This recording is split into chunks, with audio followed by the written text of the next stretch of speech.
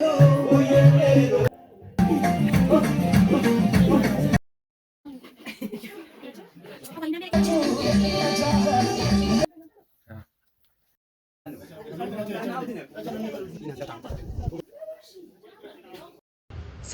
ውዶችዬ እንዴት ናችሁልኝ?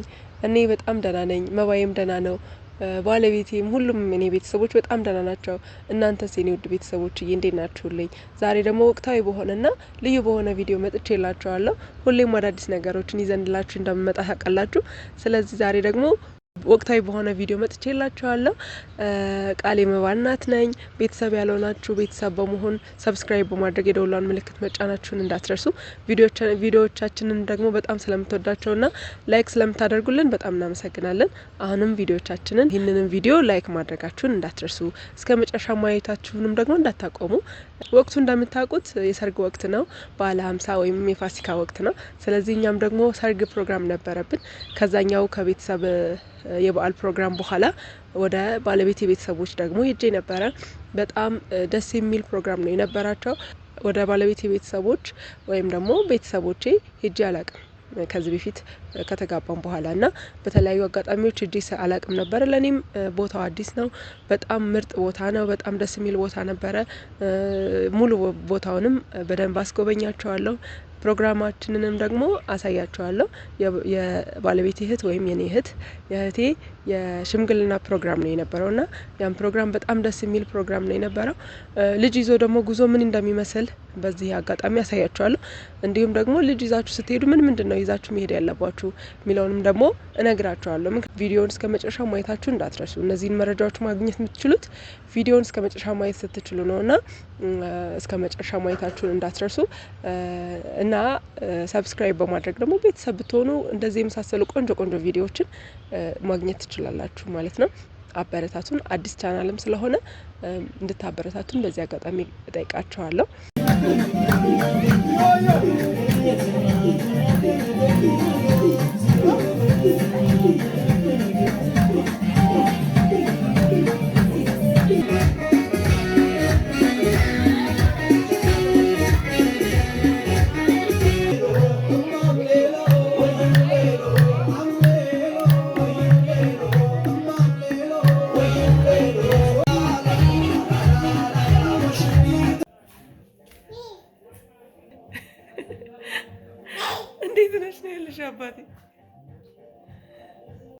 እንግዲህ ውዶችዬ ፕሮግራማችን በዚህ መልኩ ተጀምሯል። ስንገባ እየጨፈሩ ነበረ። መባዬም የአያቶቹ አገር ተመችቶት እንግዲህ እንዴት ተኝቶ እንደነበረ አይታችሁታላ። በጣም ፈታ ብሎ ነበር ተኝቶ የነበረው እና የጠዋቱ ፀሐይ ምናምን ደስ አይልም። እንደነገርኳችሁ ደግሞ ለመጀመሪያ ጊዜ ነው ባለቤቴ ቤተሰብ ጋር የምመጣው እና ለኔም እንደ አዲስ ነበር አቀባበል ያደረጉልኝ። በጣም ነበር ደስ የሚለው አቀባበላቸውም እና መንደሩ፣ ቤቱ፣ አየሩ በስመአብ ምን ብዬ ልንገራችሁ። በቃ በጣም ነው ደስ የሚለው፣ በጣም ነው የሚያምረው። ከዛ እንግዲህ ነጋና ወደ ዋናው ፕሮግራም ተኬደ ማለት ነው። እንደምታዩት ስጋው ታረደ፣ በሬው ማለት ነው ታረደ። መከታተፍ ጀመሩ ሴቶቹ ደግሞ። እኔ እንግዲህ መባዬን ይዤ ስለነበረ ምንም ስራ ማገዝ አልቻልኩም ነበረ። የሚገርማችሁ ነገር ማለት ነው እንደየቤቱ ይለያያል፣ ግን ወጥ የሚባል ነገር አይሰሩም እና ሁሉም እንግዲህ የበሬው ስጋ ክትፎ ነው የሚሆነው እና በስመ አብ እንደው ብርታቱን ይስጣቸው እና ሁሉም ሴቶች እንደምታያቸው መክተፊያ ይዘው ሙሉውን ስጋ ሲከትፉ ነው የነበረው። ቀዩ ተመርጦ ማለት ነው። ወንዶቹ ደግሞ እንደምታያቸው ቀዩን ይመርጡላቸዋል፣ ሴቶቹ ደግሞ ይከትፉ ነበር ማለት ነው እና ሙሉ የበሬ ስጋ እንግዲህ ክትፎ ነበር የሆነው እና በስመ አብ በዛ ላይ ደግሞ እንዴት እንደሚጣፍጥ እና ጉራጌ ሀገር መሄድ ብትፈልጉ ከሆነ ደውሉልኝ እሺ። እኔ እንግዲህ መባዬን ይዤ ስለነበረ እንደነገርኳችሁ ምንም ማድረግ አልቻልኩም ነበር፣ አላገዝኳቸውም እና መባዬን ይዤ ጓሮ መጎብኘት ጀመርኩኝ ማለት ነው። የቀሩኝን ቦታዎች በስመ አብ በቃ እኔ ምን ብዬ እንደምነግራችሁ አላውቅም። መኖርማ እዚህ ነበር እየተባባልን ነበር እኔና ባለቤቴና በስመ አብ በጣም ነው የሚያምረው። በቃ አየሩ ብቻ ይበቃችኋል ነው የምላችሁ። እኔ እንዴት ደስ እንደሚል አዲስ አበባ አሁን ኑሮ ነው የምትሉት እዚህ ገጠር ብትመጡ ማለት ነው። በቃ ኧረ በስመ አብ እኔ እንግዲህ በጣም ነው የወደድኩት። ሌላም ቦታ ብዙ ገጠር ሄጃለሁኝ፣ ግን ይሄ ደግሞ ለየት ብሎብኛል በጣም ማለት ነውና ጓሮው በጣም ነው የሚያምረው። የሌለ ፍራፍሬ አይነት የለም። ለመድኃኒት የሚጠቅሙ የሌለ አይነት አትክልት የለም።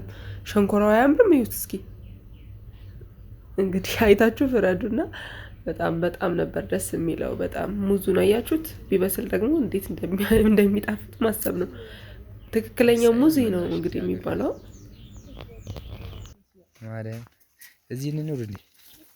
አረ ከኮይዘ እኔ አርሳለሁ አንቺ ትቀርሚያለሽ።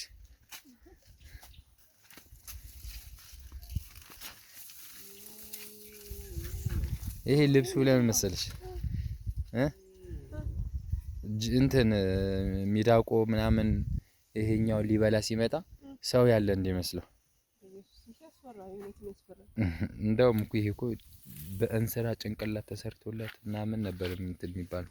እንግዲህ ቅድም ጀምሮ ስታዩት ስንመጣበት የነበረው መንገድ ይህንንም ጨምሮ ቤቱ አስቡት እንግዲህ ይሄ ሁሉ የአንድ ሰው ነው፣ አንድ ገጠር ላይ ማለት ነው። ይሄኛው አንድ ቤት ውስጥ ለመኖር ምን ያህል እንደምንቸገር እንግዲህ አዲስ አበባ ላይ የምትኖሩ ታውቁታላችሁና መኖርማ ገጠር ነው እንግዲህ። እሸቱ እውነትም ወስኗል ነው ያልኩት። በቃ እኛ ራሱ እንግዲህ ስናወራ አልሰማችሁ ገጠር ልንኖር እያሰብን ነው። ምን ትላላችሁ?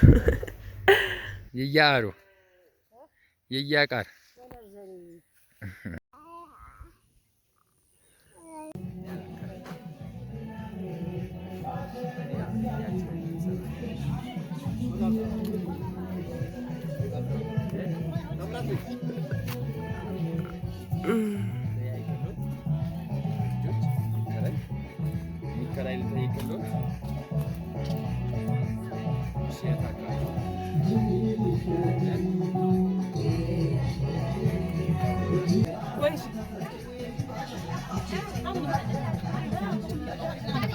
በጣም ሞቅ ብሏል እንግዲህ እንደምታዩትና የመጨረሻ ሽማግሌዎች የሚመጡበትም ሰዓት እየደረሰ ስለሆነ ቤቱን እያጸዳዱ ነው።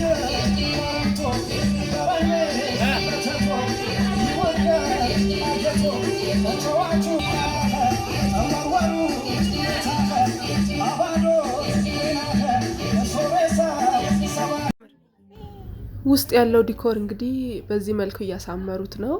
እኔ ከማየት ውጪ ምንም ማገዝ አልቻልኩም። እንግዲህ መባዬን በጀርባ ያዝዬ እሱም አልተኛልኝ አለ እና አገርኛ የሆነ ዲኮር በአቅማቸው በጣም ነው የሚያምረው። በአካል ሲሆን ደግሞ ሞር ያምራል። እውነት ለመናገር ቪዲዮ በመፈልገው ልክ አላሳየልኝም። በጣም ነው የሚያምረው። ጽድት ነው ያደረጉት በቃ ቤቱንና